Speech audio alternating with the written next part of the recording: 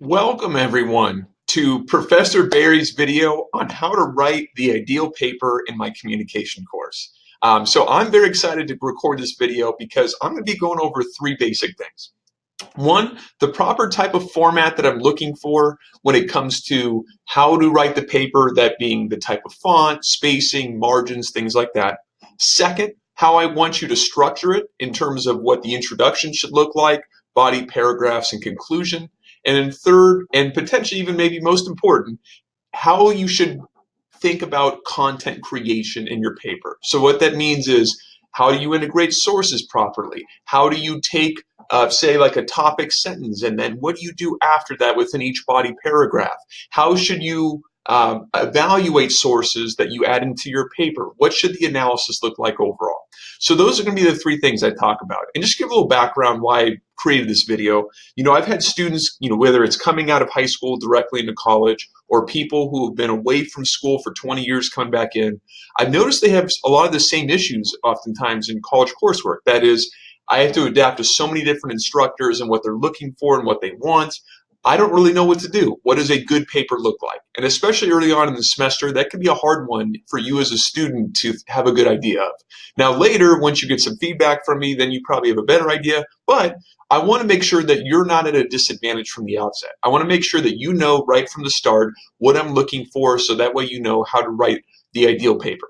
Okay, so let's start off with just kind of the basic formatting. So I am a pretty standard professor in terms of what I look for in terms of the structure. I want you to do it in APA 6th edition format.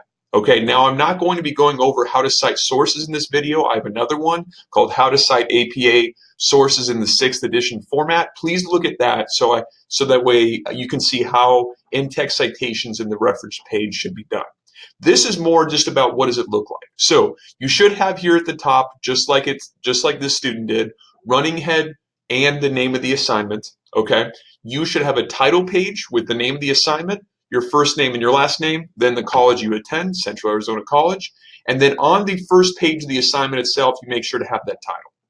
Okay, so in terms of margins and font and everything, it's pretty standard. Times New Roman, 12-point font, 1-inch margins on all sides, double spaced. So that's going to be true of every paper you do in this class. So just you remember, Times New Roman, 12-point font, double space, 1-inch margins. Okay, so that's how I'm looking for format-wise. Now, let's get into the actual structure of what a paper in this class looks like. So each paper is going to require the pretty basic format of intro, body paragraphs that relate to the questions being asked, and then conclusion. Okay, so in terms of the introduction, this might be slightly different in terms of being more direct than, say, an English paper. Many of you have taken, hopefully very recently, English courses, and so there is that sense of writing a paper knowing that it's going to be more indirect language used to fulfill some of the requirements. However, in communication courses, and specifically this course you're taking with me, my goal is always to have you be very direct and clear in your structure, so that way you get used to kind of having that sense of directness in your communication style, which is something we talk a lot about in this class. Okay, so in this paper, just to kind of give you a background, this is for my intercultural communication class. However, this will be relevant in this class because really what it's doing is pretty similar to what we do in our class. We are going to, this paper has, it's essentially meant to be a description of a current conflict going on in the world. And then the second half of the paper is going to be applying it to two specific communication concepts. So it's going to be pretty similar to what we do. So really it's just a background, kind of the who, what, when, where, how, and why of this conflict in the first half of the paper. Second half, how this conflict can be understood through the two concepts. So in the introduction, you're going to notice it has, I think, a pretty effective topic sentence, which is the lead-in for the audience. So this student here has kind of a reference to Googling the biggest refugee crisis of our time, lists some different news sources, and at the end of the sentence, the student talks about Syria's civil war. So that is her introduction into the paper itself and identifying what the paper is going to be about. Okay, so again, nothing I'm going to talk about is probably, anything hugely different than what you've heard from past instructors, but I want to be clear about. Okay, so then she gives more context for what Syria is. She doesn't go into a ton of detail, just a couple sentences about where Syria is and some of its history. And then the last two sentences, she talks essentially, or she puts into there her thesis statement, which essentially serves as a preview of the rest of the paper.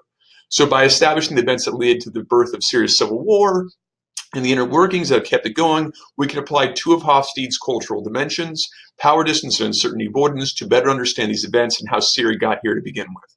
So a really effective introduction of the topic, a good kind of quick history so the reader has background, and then finally a great thesis statement which leads into the rest of the paper. Okay, so one thing you'll notice in that she's doing really effectively in this body paragraph is that she lays out in simple terms what exactly the basic information is you need as the reader to know what's going on. So she establishes right away, Syria is a dictatorship. Its current dictator is President Bashar al-Assad, whose family's had control of Syria for over 40 years. So you'll notice the sentence structure is pretty simplified, pretty short, and that's totally fine. There are times when longer sentences are needed to go into more expansive detail, but one of the things that may be slightly different in communication courses is that you can speak in more direct, kind of simplistic terms, or I should say write in more direct, simplistic terms. Okay, so the rest of this paragraph is kind of giving that necessary background information that supports the opening statement. So you'll notice in a paragraph here, you really want to make your overall claim clear at the beginning and then go into more detail with evidence and what we also call warrants, that is, explanations as to why this is important. So she says Syria is a dictatorship. The next sentence is evidence for that claim, right? She's citing a source, gives contextual background information, and then she has what we would probably think of as a warrant. It is common for the government to force its citizens to memorize slogans that praise Bashar al-Assad. So that is another, I think, way for the reader to understand why this is a dictatorship. So it is essentially kind of just another further explanation, or what I like to call the because, that explains why it's a dictatorship. Okay, so the next paragraph does the same thing. The Arab Spring brought great hope to this region. Other countries were successful. However, as she gets into examples and evidence here, 15 boys were detained and tortured in Syria for spray painting graffiti on the walls. The boys were beaten, hung like chickens, and taken to a shower and electrocuted until one boy was brutally killed. And so one of the things, this is really tough stuff, unfortunately, for those of you who followed the Syrian civil war. But one thing that this does well is she's introducing, again, the topic idea, going into evidence, and then she kind of ends it with kind of the transition to the next paragraph. So those last two sentences in this paragraph here, where she says, when security forces attacked a mosque, killing 7 people, including a doctor, protests grew. Civilians gathered and began to fire back. The birth of revolution in Syria was official. So this is a really good transition sentence into kind of the meat of what she's talking about, which is the casualties from the Syrian civil war, how many people have been impacted, and kind of at the end of this paragraph here, she talks about kind of on a more human relatable level of human trafficking. And this is something really important I want to highlight. Okay, so this is, a little different than some of the other papers we do in this class in that it's giving a lot of like current event news. But one thing she's doing really effectively, she's not just listing a bunch of facts, right? She is giving evidence about how many people have been killed and specifically the number of children's deaths. But if you look at how she then transitions to talking about human trafficking, the outlook for living Syrians displaced within Syria is not good. Brutal atrocities continue to wage in Syria to this day. With such a bleak outlook, it's important to understand how the civil war began and why it continues. So she's using her own analysis here to really kind of sum up the human cost. And that's something that is going to be really important for you throughout the semester to think about is how are you going to put your own analysis, your own understanding, and to help simplify for the reader why the information you just provided was important. That's something you should always keep in mind. If you're listing a fact or you're stating a reality, why does it matter? How does it fulfill a part of the assignment? Okay? All right, so just like before, she does a great job of transitioning in that last part to the next paragraph. Two of Hofstede's cultural dimensions may help us. Okay, so now she's transitioning here. Now, something I want you to take note of. She does a great job of defining the terms up front and then going into them later. So that's something I want you to think about, especially in our class where we deal with a lot of different concepts. You have to define them, kind of, even there's a couple of them, define them first, helps the reader understand exactly what the concept is, and therefore your analysis can then become the focus. You can go into more detail there. So that's something she does well, and I want you to do, which is define terms first and then go into analysis. Okay? So in her analysis, the first term she uses is power distance. Okay, so power distance essentially is this idea that countries in high power distance, a lot of inequality exists, that those who are rich and powerful are very different than those who are not. Whereas low power distance cultures, that there is essentially equality across different kind of cultural, racial, economic lines. Okay, now in this paragraph, she does a great job of taking examples she's already discussed and connecting them to the concept. So I want to show you kind of how she does this here. Um, President Assad had the 15 young boys arrested and tortured for spray painting graffiti concerning civil uprisings in the region, including killing one boy. Those in power in Syria wanted to maintain their power and felt threatened when even a whisper of uprising entered their country. As civilians initially began with peaceful protests, we can see that they did not agree with the tenets of high power distance. Civilian protests were in essence stating they didn't believe in power, that those in power had the right to use their power for whatever purposes that they deemed desirable. That's a perfect encapsulation of the concept. So she does an overview of the example. She then connects it to the tenet of high power distance by saying, by Assad backlashing so much against these boys, it shows he's trying to stamp out some of the low power distance undertones that those boys are trying to establish, right? By spray painting graffiti, it was their way to say, hey, those in power should not be so, authoritative. We want to have some access to power, and just freedom as well. And so that connection and how she establishes it in the latter parts of the paragraph is great. So in Syria, those in power want to keep their power, and those without power like to see a more equitable distribution of it. That's perfect. That's explaining why many people who opposed Bashar al-Assad were low power distance, wanting more power, wanting more equality.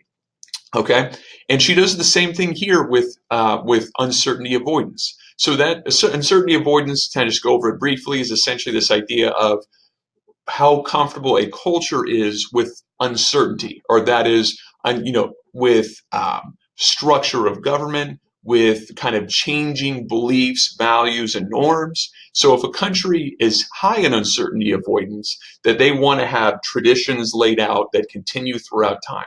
If a country is low in uncertainty avoidance, that is, they're okay with kind of greater degree of change in their society. So she does a great job here, again, of taking specific examples and breaking them down. Evidence of Syria's high uncertainty avoidance is seen as forbiddance of speaking out against those in power, forcing its population to memorize slogans that praise Assad.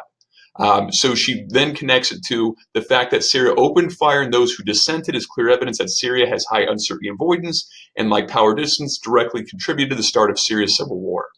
That's a great example that she goes into here, because she's explaining how, by trying to shut down dissent, the Syrian government doesn't want the country to change. They want essentially the communication and political relationships between those who are in control and those who are controlled to remain the same.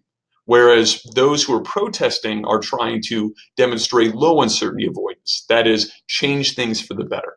So her examples and her analysis was great.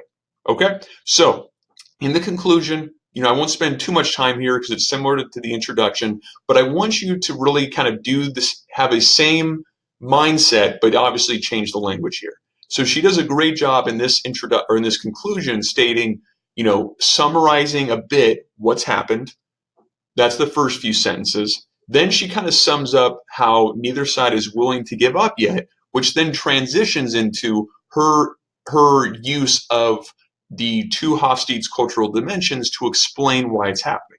So in this final sentence, she's kind of summing up Hofstede, but also kind of summarizing the point and what we might call the concluding impact of her paper. In the meantime, we can look at Hofstede's cultural dimensions to help us understand how Syria reached the point of civil war and why it is still happening today. So a great way to sum it up by kind of returning back to the concepts and then providing that kind of concluding impact to end the paper. Okay, so I'm not going to go over it because we have another video on APA, but please look at her sources as well. Those are done properly. Those are great. So just to kind of review today, one of the key takeaways for you for the rest of the semester in this class is one, always make sure to use the same structure, format, and font that is shown in this paper.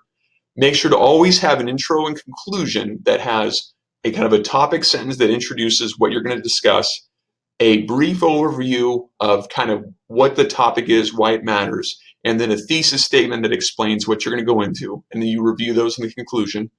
Always make sure in your body to have direct references to sources, whether they're paraphrase or direct citations. Always think of it as essentially quote, like topic sentence with an overview of what you're claiming is true, evidence to back it up, and an explanation of why that evidence matters. So if you can do that in each of your paragraphs in your body that answers the question, you'll be in great shape. Okay? Thank you everyone for listening. I hope you find this immensely helpful as you try and write papers in this course. As always, if you have any issues, please reach out to me. Thank you everyone.